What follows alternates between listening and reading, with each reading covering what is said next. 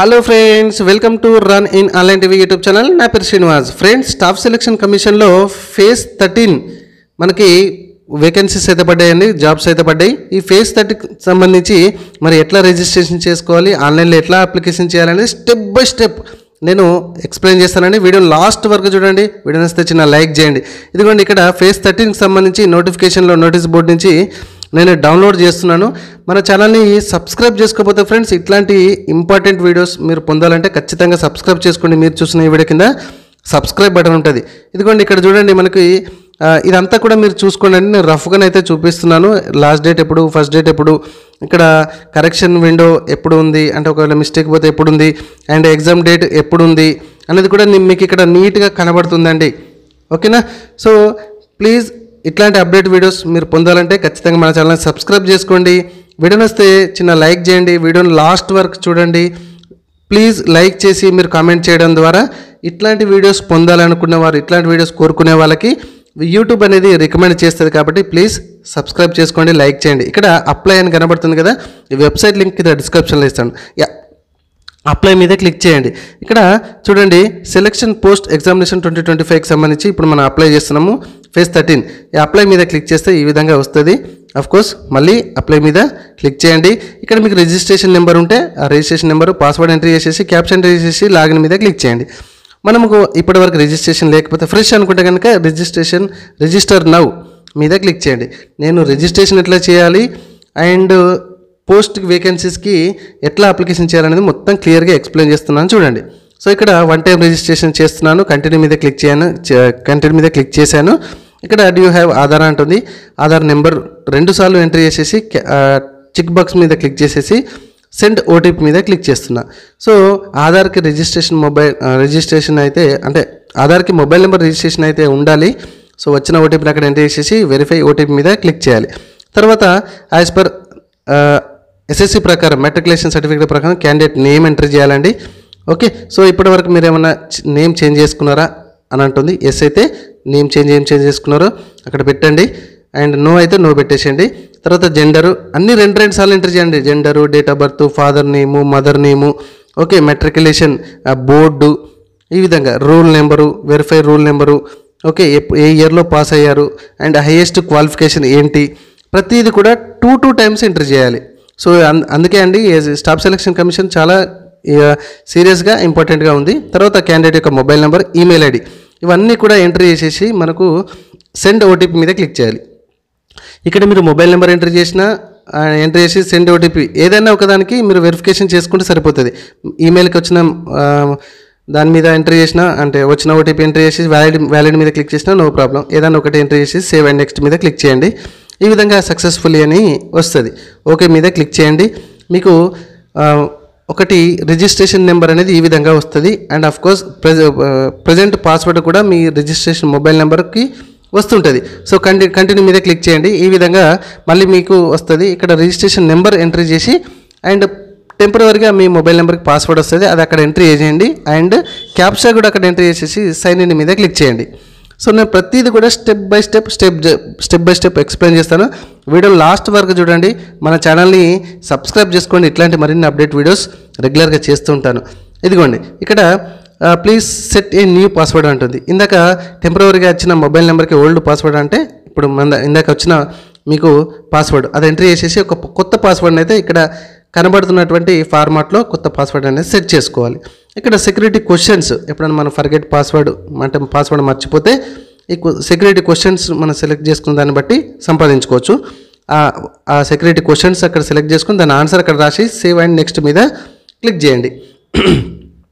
So ఇక్కడ hello candidate అని కనబడుతుంది. మళ్ళీ ఇందాక మనకు రిజిస్ట్రేషన్ నెంబరు, కొత్తగా సెట్ చేసుకున్న పాస్వర్డ్, పాతదిగా అండి ఇందాక సెట్ చేసుకున్న పాస్వర్డ్ ఎంట్రీ చేసి క్యాప్షన్ కూడా అక్కడ ఎంట్రీ చేసేసి లాగిన్ మీద క్లిక్ చేయండి. సో చాలా ఈజీగా మనము వన్ టైం రిజిస్ట్రేషన్ అయితే అయిపోయింది. ఇక్కడ అడిషనల్ ఇన్ఫర్మేషన్ అయితే ఇవ్వాల్సి ఉంటుంది. ఇక్కడ మన కేటగిరీ ఏంటంటే, అంటే మన category nothing but caste, and తర్వాత నేషనాలిటీ ఏంటి అనేది చూజ్ చేసుకోండి. నేషనల్ ఎంట్రీ చేసిన తర్వాత మనకి ఇక్కడ విజిబిలిటీ ఐడెంటిఫికేషన్ మార్క్స్, అంటే మన పుట్టుమచ్చ ఉంటాయి కదా, ఎస్ఎస్సి ప్రకారం అయితే ఎంట్రీ చేయండి. తర్వాత are you personal with benchmark అని కనబడుతుంది, అంటే ఫిజికల్ హ్యాండిక్యాప్డ్ అని కనబడుతుంది. ఎస్ అయిన వాళ్ళు ఎస్ పెట్టుకోండి, నో అయితే నో. ఎస్ అంటే కనుక ఇక్కడ మీకు అడిషనల్ ఏంటి ప్రాబ్లం ఏంటి, ఆర్తోనా లోకోమోటరా ఏంటిదని కనబడుతుంది. అండ్ డిజబిలిటీ సర్టిఫికేట్ నెంబర్ కూడా ఎంటర్ చేయాలి. మనకు లేదు కాబట్టి నో పెట్టాను. తర్వాత ఇక్కడ మీ పర్మనెంట్ అడ్రస్ అనేది మెన్షన్ చేయాలి. హౌస్ నెంబరు, స్టేటు, విలేజ్ ఇవన్నీ కూడా ఎంటర్ చేయండి. And present address, permanent address రెండు సేమ్ ఉంటే కనుక ఆ 7th పాయింట్లో ఎస్ మీద క్లిక్ చేయండి, సరిపోతుంది. యాజ్ ఇట్ ఈస్గా కింద కూడా అది ఫిల్అప్ అయిపోతుంది అంటే చూడండి. ఓకేనా? సో ఇదిగోండి, ఎస్ మీద క్లిక్ చేస్తే ప్రజెంట్ పర్మనెంట్ సేమ్ అయిపోతుంది. అండ్ సేవ్ అండ్ నెక్స్ట్ మీద మీకు రైట్ సైడ్ ప్రతిదాన్ని కూడా సేవ్ అండ్ నెక్స్ట్ మీద క్లిక్ చేయాలి. ఓకే, సో ఇక్కడ డిక్లేర్ మీద క్లిక్ చేశాను. మళ్ళీ టిక్ మార్క్ చేసేసి డిక్లేర్ మీద మళ్ళీ క్లిక్ చేస్తే సేవ్ అండ్ సక్సెస్ఫుల్ అని వచ్చింది. అఫ్కోర్స్ ఇందాక కంప్లీట్గా ఇది కలుపుకొని ఓటీఆర్ అనేది రిజిస్ట్రేషన్ అయిపోయింది. ఇదిగోండి, ఈ హోమ్ పేజ్కి వస్తే ఇక్కడ అసలు అప్డేట్స్ ఏమున్నాయి, స్టాఫ్ సెలక్షన్ సంబంధించిన అన్నీ కూడా ఈ విధంగా వస్తాయి. ఇదొకటే కాదు, ఫ్యూచర్లో మీరు ఏది అప్లై చేయాలని వస్తే ఈ విధంగా లాగిన్ అయిపోతే సరిపోతుంది. ఇక్కడ జాబ్స్ వేకెన్సీ అనేది మీకు లిస్ట్ కనబడుతుంది. ఇప్పుడు ఫేజ్ 13 2025కి సంబంధించి మనం అప్లై చేద్దామని అనుకుంటున్నాము. ఇక్కడ అప్లై మీద క్లిక్ చేయండి. ఫ్యూచర్లో మీరు ఏది అప్లై చేయాలని వస్తే ఈ విధంగా లాగిన్ అయిపోతే అక్కడ మీకు ఆ వేకెన్సీ లిస్ట్ అనేది కనబడుతుంది, జాబ్స్ నోటిఫికేషన్. సో ఇదిగోండి, ఇందాక మనము ఎంట్రీ చేసిన కొన్ని బేసిక్ డీటెయిల్స్ అయితే కనబడతాయి. కింది దాకా స్క్రోల్ చేయండి. ఏమైనా మీకు డౌట్ ఉన్నా కూడా మనం మాడిఫికేషన్ చేసుకోవచ్చు, ప్రాబ్లం లేదు. సో నెక్స్ట్ మీద క్లిక్ చేయండి. ఓకే మీద మళ్ళీ క్లిక్ చేయండి. ఇక్కడ మీరు ఏమైనా ex serviceman in the armoured forces అని అంటుంది. సో నో కదా, ఉంటే ఎస్ పెట్టుకోండి. And are you government employee అని అంటుంది, సెంట్రల్ కానీ స్టేట్ కానీ. సో ఎస్ అయితే ఇవన్నీ కూడా డిపార్ట్మెంట్, ఏ డిపార్ట్మెంట్ మీద ఏంటి అని అడుగుతుంది. సో నో కాబట్టి నో మీద పెట్టుకొని సేవ్ అండ్ నెక్స్ట్ మీద క్లిక్ చేయాలి. ప్రతిదానికి కూడా సేవ్ అండ్ నెక్స్ట్ ఉంటుందండి, మర్చిపోద్దు. సో సక్సెస్ఫుల్గా వచ్చింది కదా, ఓకే మీద క్లిక్ చేయండి. తర్వాత కొంచెం అడిషనల్ ఇన్ఫర్మేషన్ అయితే ఇవ్వాల్సి ఉంటుంది. ఇక్కడ preference of examination centres. So ఇక్కడ 1 2 3 టైప్స్ పెట్టుకోవాలండి. సో మీ రీజన్ ఏది అనేది మీకు తెలియాలి. ఫర్ ఎగ్జాంపుల్ మన తెలంగాణ స్టేట్కి సంబంధించింది కాబట్టి సౌత్ రీజన్ కదా. సో సౌత్ రీజన్లో మనకు కర్మార్ ఉంది సెంటరు, వరంగల్ ఉంది అండ్ హైదరాబాద్ ఉంది. ఈ 3 రకాల ఆప్షన్స్ అయితే మనం ఖచ్చితంగా చూస్ చేసుకోవాలి. ఓకేనా ఫ్రెండ్స్, ప్లీజ్ వీడియో నచ్చితే చిన్న లైక్ చేయండి. వీడియోని లాస్ట్ వరకు చూడాలని మీరు ప్రతి ఒక్కరిని రిక్వెస్ట్ చేస్తున్నాను. అండ్ మీరు లైక్ చేసి కామెంట్ చేయడం, ఈ విధంగా చేసి నాకు సపోర్ట్ చేయడం ద్వారా మీ లెక్క ఈ విధంగా ఇట్లాంటి ఇన్ఫర్మేషన్ వీడియోస్ పొందాలనుకునే వారికి ఈ వీడియో రికమెండ్ అయ్యే ఛాన్సెస్ ఉంది. కాబట్టి ప్లీజ్ లైక్ చేయండి.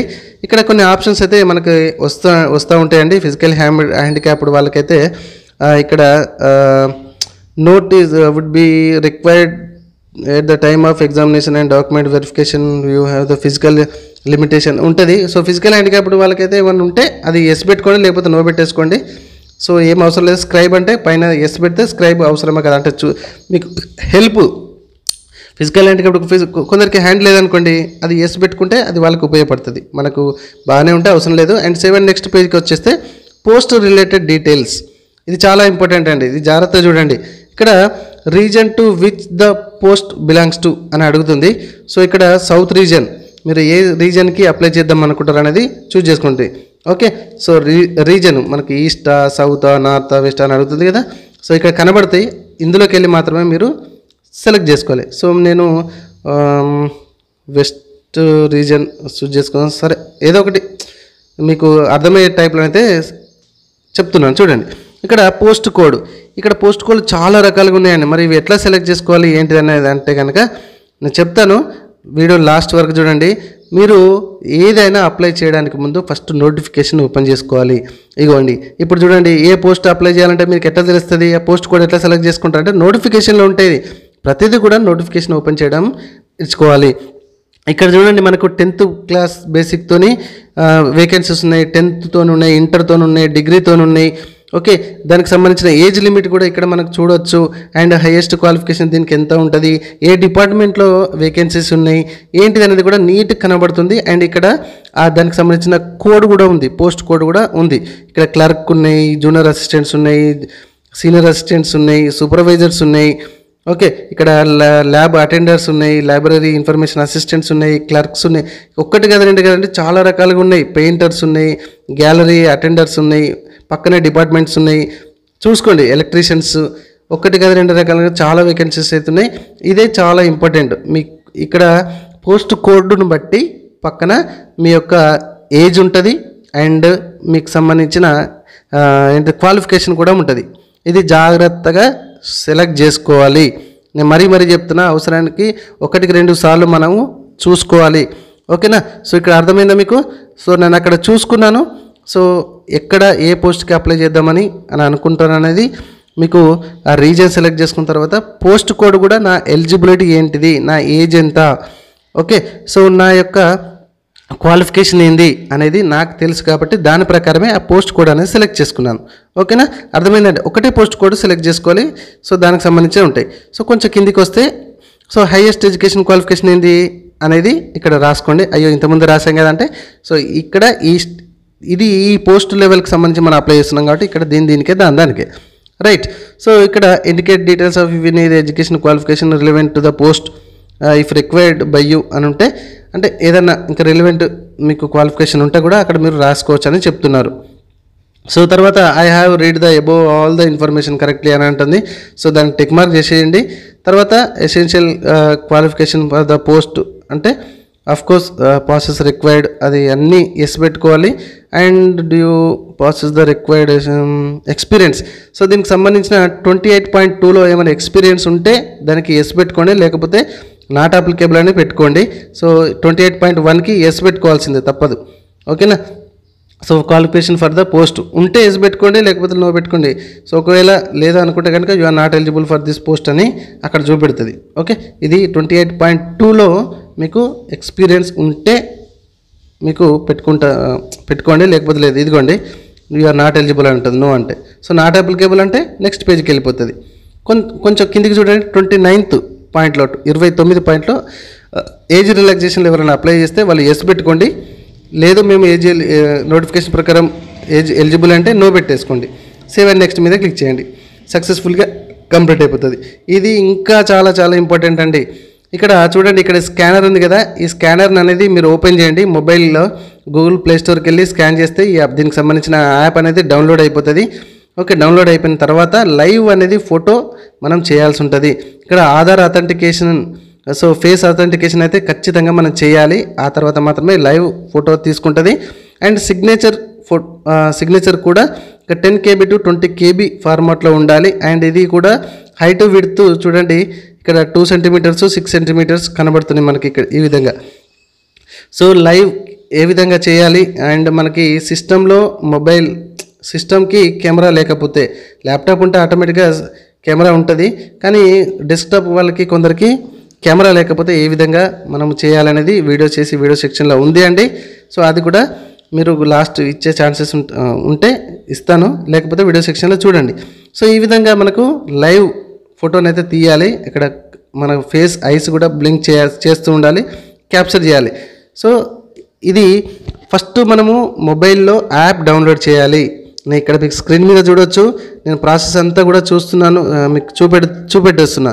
Okay, first face authentication okay అయితేనే లైవ్ ఫోటో కూడా ఓకే అవుతుంది, లేకపోతే కాదు. ఓకేనా? అందుకనే మీరు ఫస్ట్ ఏం చేయాలంటే ఈ విధంగా చూడండి, సక్సెస్ఫుల్లీ ఫోటో ఓకే అయింది కదా ఈ విధంగా. ఆ తర్వాత ఫోటో సిగ్నేచర్ అనేది చేయొచ్చు, దాని పెద్ద ప్రాబ్లం కాదు. కాకపోతే ప్లే స్టోర్కి వెళ్ళి పక్కా మీరు ఫేస్ అథెంటికేషన్ క్లియర్ చేయాలి. అక్కడ ఇన్స్ట్రక్షన్స్ కూడా ఉన్నాయి. ఇంతే అండి, కంప్లీట్గా. మళ్ళీ తర్వాత హోమ్ పేజ్కి వచ్చేసి ప్రింట్ తీసుకోండి. పేమెంట్ ఏమైనా ఉంటే పేమెంట్ కూడా అడుగుతుంది. SC ST వాళ్ళకి అండ్ ఉమెన్స్కి వాళ్ళకైతే ఫీజు లేదు, మిగతా వాళ్ళకైతే 100 రూపీస్ ఫీజు పేమెంట్ ఉంది. ఫీజు పేమెంట్ చేస్తే సరిపోతుంది. Friends, thank you very much.